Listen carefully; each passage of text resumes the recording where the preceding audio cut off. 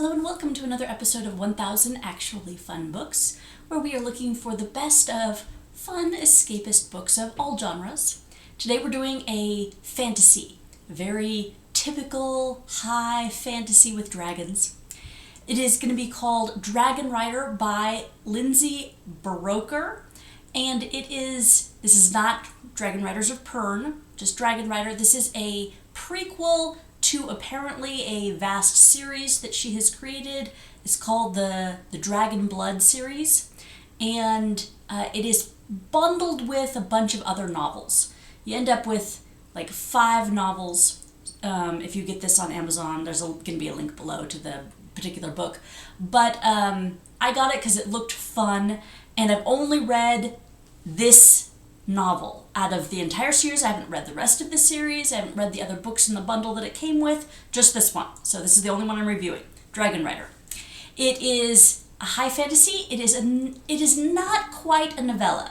The author has a note at the beginning of the book that says that this is a 41,000 words, and novellas technically only go to 40,000. So she's 1,000 words over to be technically classified as a novella. So it's a very short novel.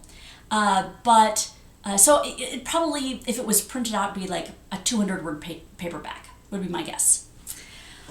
Okay, so the plot. The plot is our heroine is on an island. She's basically a woodworker and minding her own business, and her island is invaded by an army, and her little island has no defense against this army, and people are being slaughtered and captured and such, and so she escapes because she was on the edge of the village. She runs away and is like, we can do nothing, we are just going to be defenseless, but there's a dragon, an unsociable dragon, that lives on the other side of the island, and maybe I can convince that dragon to come help.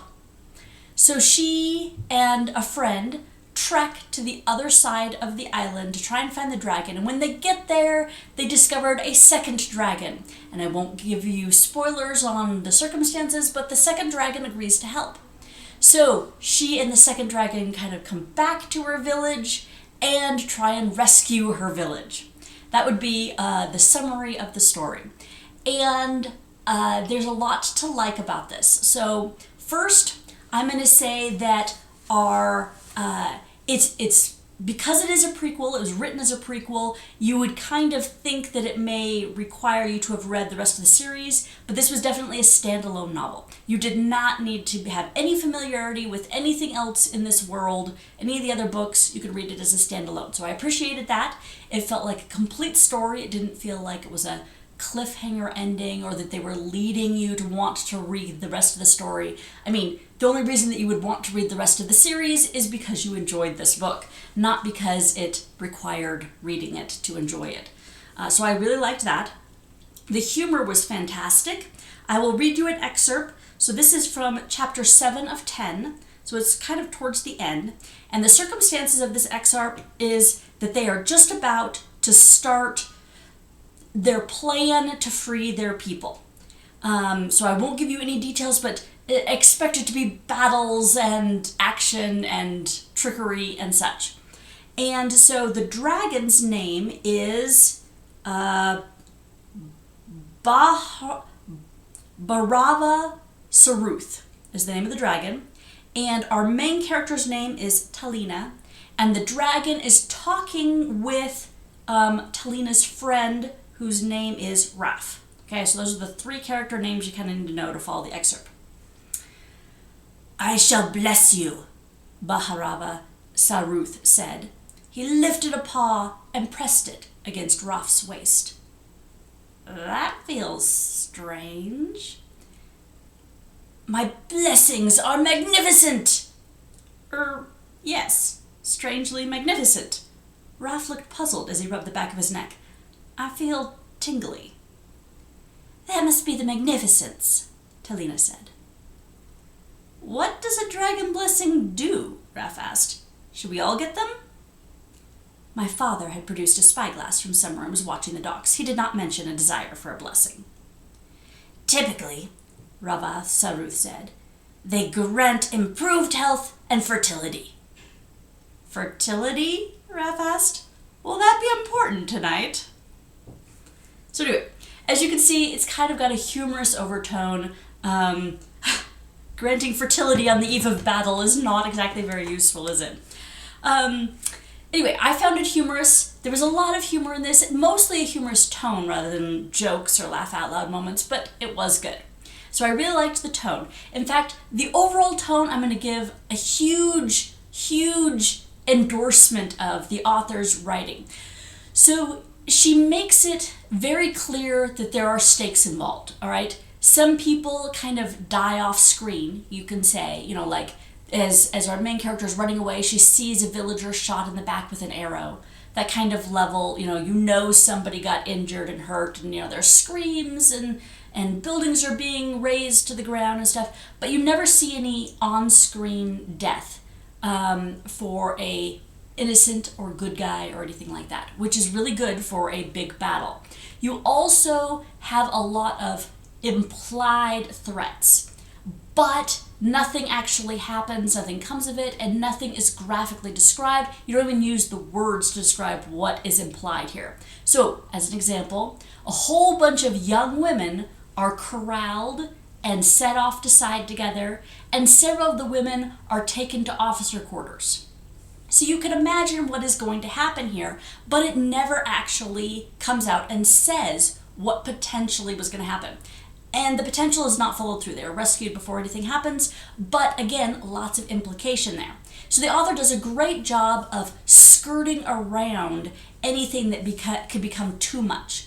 This is a book that I would totally say acceptable for a teenager to read.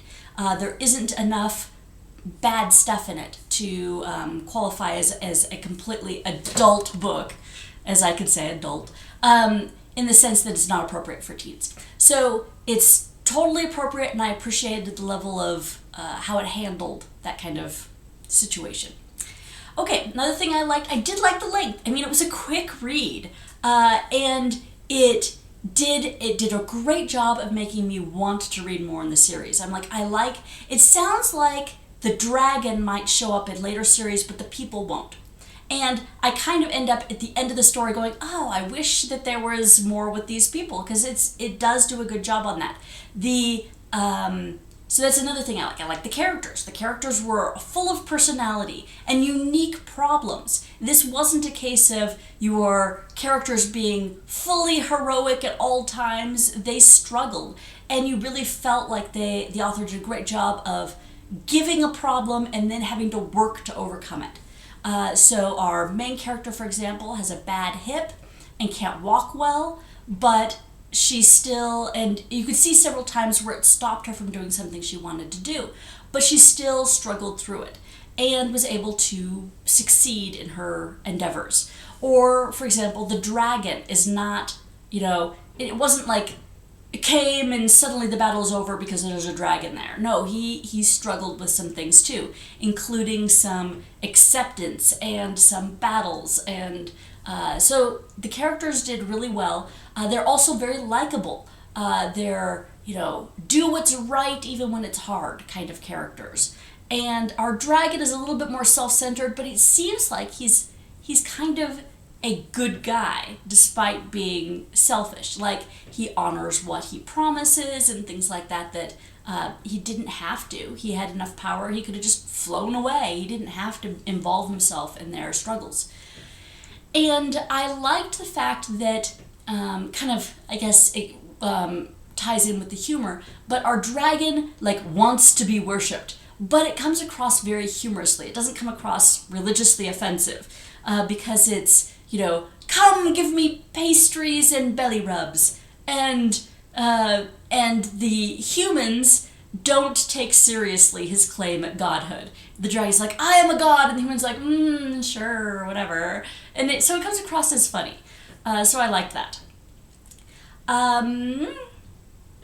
So I think that kind of summarizes, pretty much all of the book. The plot was fairly straightforward. We wouldn't say the plot is super deep or unpredictable. There weren't really any twists in this, but it was still fun for that kind of The story, you get what you were looking for in this kind of story. The adventure, the action, the humor, good characters, fun magic system.